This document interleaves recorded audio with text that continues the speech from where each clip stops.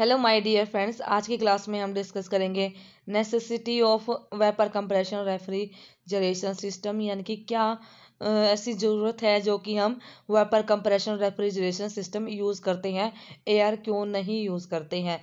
First of all, जो air होती है उसकी लो स्पेसिफिक हीट होती है और कंडक्टिविटी भी पुअर होती है, यानी कि air has low specific heat and poor conductivity, जिसमें कि फेज चेंज नहीं होता है साइकिल के दौरान।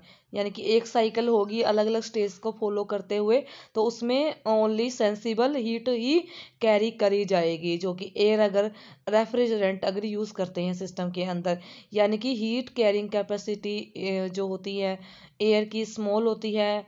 अगर हम कंपेयर करके देखें वेपर कंप्रेशन रेफ्रिजरेंट जो सिस्टम होती है उसके अंदर सेम क्वांटिटी अगर रेफ्रिजरेशन इफेक्ट प्रोड्यूस करना है और air as a refrigerant use कर रहे हैं सर्कुलेशन के लिए, तो जो एक्सपेंडर और कंप्रेशन जो का साइज होता है वो ज़्यादा लेना पड़ेगा हमें, जिसकी वजह से जो हमारा सिस्टम है वो बल्कि हो जाता है। और दूसरा कारण ये है कि जो सीओपी है एयर रेफ्रिजरेशन सिस्टम की वो कम होती है, और इस जिसकी वजह से एनर्जी ट्रांसफ़र नॉट रिवर्सिबल होता है। तो जो प्रैक्टिस में जो देखा जाए तो लोवेस्ट कम यानी कि लोवेस्ट एफिशिएंसी होगी, ठीक है, about 1/10 of the vapour compression जो मशीन वर्क कर रही हैं between the same temperature limits.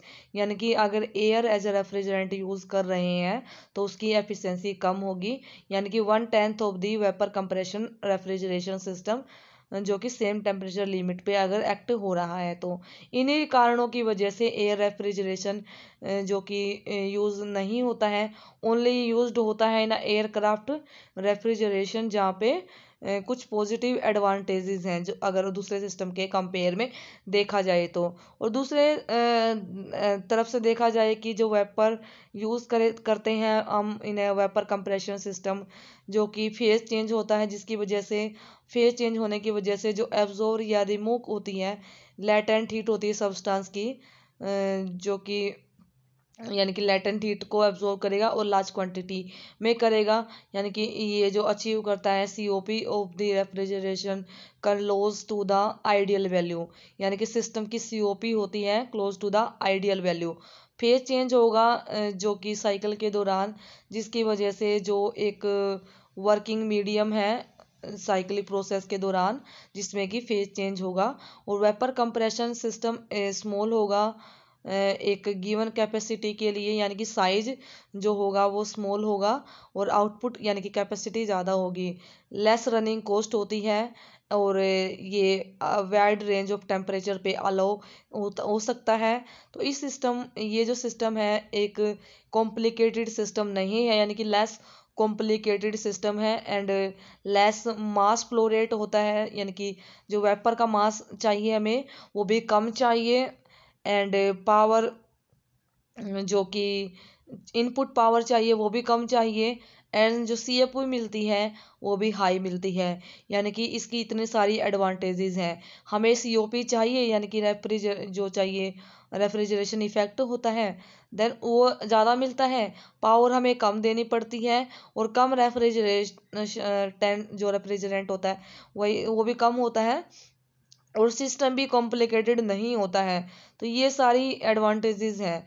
और मेजर डिसएडवांटेजेस ये जो अगर हम कुछ डिसएडवांटेजेस भी हो सकती हैं इसकी, उसको इम्प्रूव करते हैं, इम्प्रूव करके डिज़ाइन जिसकी वजह से सेफ्टी प्रोवाइड करके या लीकेज को प्रिवेंट करके, क्योंकि हमें कहीं ना कहीं तो हमें कुछ कॉम्प्रोमाइज़ करना होगा। तो उसी के लिए जो भी इसकी कमियां हैं उसको हम एक अच्छा सिस्टम बना के, अच्छा डिज़ाइन करके, इम्प्रूव करके, एक सेफ्टी प्रोवाइड करके, लीकेज को प्रिवेंट करके, तो इस तरीके से हम यूज़ कर सकते हैं।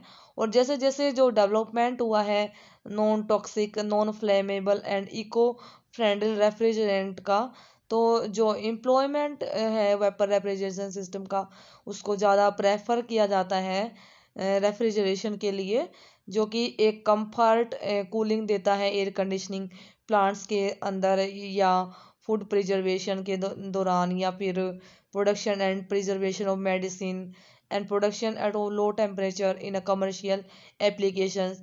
तो इस तरीके से नई टेक्निक्स और नए सिस्टम को ट्राई एंड डेवलप किया जाता है, जो कि वेपर कंप्रेशन सिस्टम है, और उनको मेंटेन करके, यानी कि उसको देख लेके।